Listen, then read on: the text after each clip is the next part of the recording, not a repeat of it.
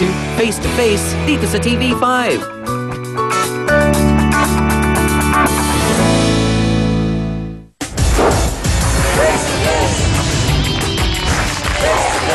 Ang sinabi ni Jake, may nababalitaan siya tungkol kay Ellen.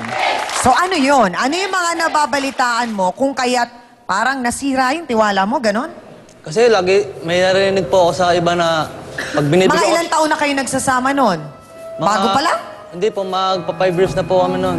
Nung nalaman mo yung mga bali-balita na yon. Pero parang umpisa pa lang ata, kay nanay mo na talaga iniintrega ang pera, di ba? Hindi po, yung umpisa po, nung nagsama pa kami nung umpisa sa kanya po talaga. Siyempre, siya yung asawa ko eh. Oho. Tapos nung sinasabihan ako ni nanay na, eto raw, laging wala, nasa barkada raw niya, nagiinom, umuwi ng lasing.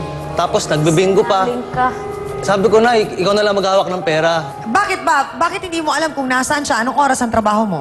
Minsan po, hindi po ako umuwi ng mga, isang linggo po ako hindi umuwi. Bakit? Nag-i-stayin po ako ron sa trabaho. Yes, ma'am. Sa tuwing uuwi ka, saan mo dinadatnan si Ellen? Sa bahay po, Oh, anong ginagawa? nag-aalaga ng bata, ganun. Oh, okay Kasi naman. alam naman Nag-aalaga po na niya. pala. Alam kasing darating ka, kaya umuwi yan ng maga. Saan ka? Po kasi. Saan ka nga nagpupunta? Sige. Sa barkada ko, para masama ang loob ko, lumalabas ang sama ng loob ko. Doon ko pinagtungkit, bingo, lahat ng sugal. Yun na nga kasi, Ellen. Di totoo nga.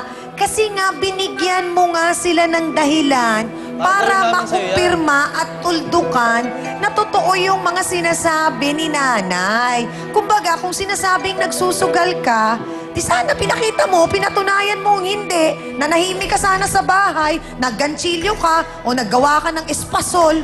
Paano po kasi lahat-lahat po binibigay niyang pera. Hindi man lang ako mabigyan kahit piso. Kasi nga Kasi nga- nagsusugal ka.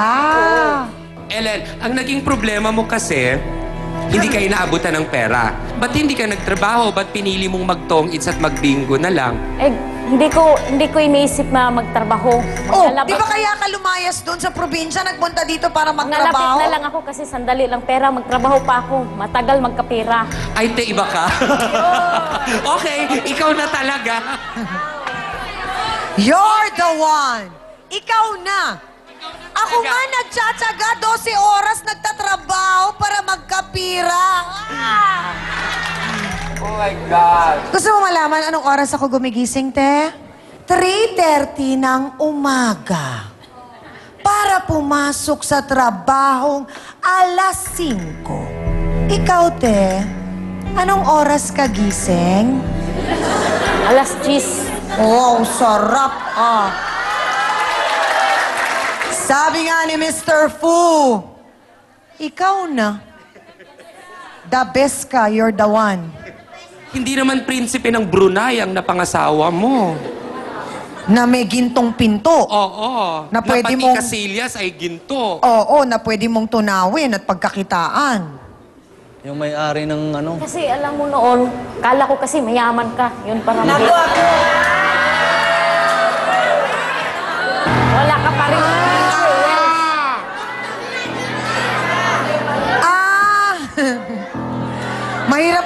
Mahirap mahimatay ng nakatakong, ha? Ate Ellen, question.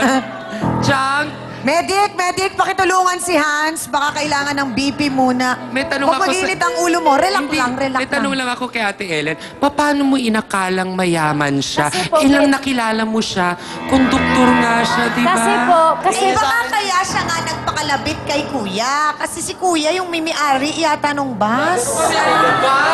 driver po. Driver lang po yun. eh, gusto kong driver eh, kaysa sa'yo.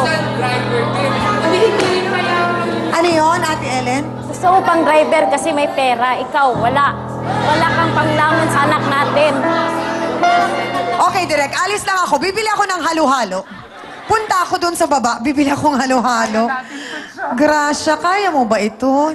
Parang ang tindi ng pagsubok ngayong araw na ito. So kaya mo pinatulan o kaya mo sinagot si Jake dahil buong akala mo ay mayaman siya? Kasi pinagmalaki po siya, malawak na yung lupain Uy, sa wala akong kanila. sinasabing ganun.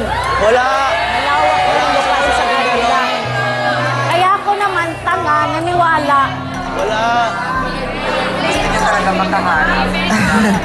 At nag-asawa ka ng tagagawa ng pera. Dapat gano'n ang inasawa mo eh. Hindi, inasawa mo mukhang butanding eh.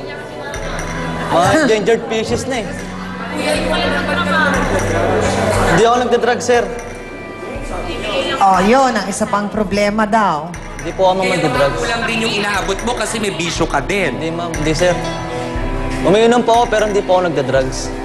So, paanong nangyari na napunta nga yung bra doon sa bulsa nitong taong to?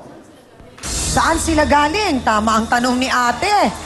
Alamin na natin yan. Diretso na mismo sa kanya. Narito yung sinasabing Kuya Gimo, si Maximo Gibo Bagbagay. Pasok!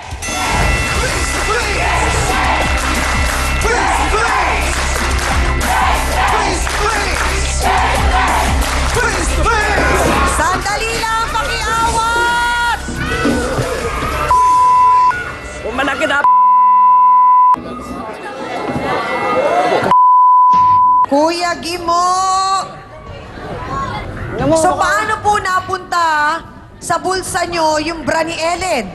Mukhang butanding, oh. Hindi ko po alam yung ma'am. Kayo na po ni Ellen ngayon. Opo. Gaano na kayo katagal nagsasama? Nagsimula po yung relasyon namin nung December 24. So talagang sila na nga. Ay, doon na nga po sila nag-Noche Buena dahil hindi na umuwi sa bahay. Sabi niya, mamimili siya ng pa-Noche Buena. Tapos hindi na siya dumating dahil nandoon na sila nag-Noche Buena. Nagpaalam na bibili ng pang Noche Buena pero hindi na umuwi para mag-Noche Buena dun sa inyo.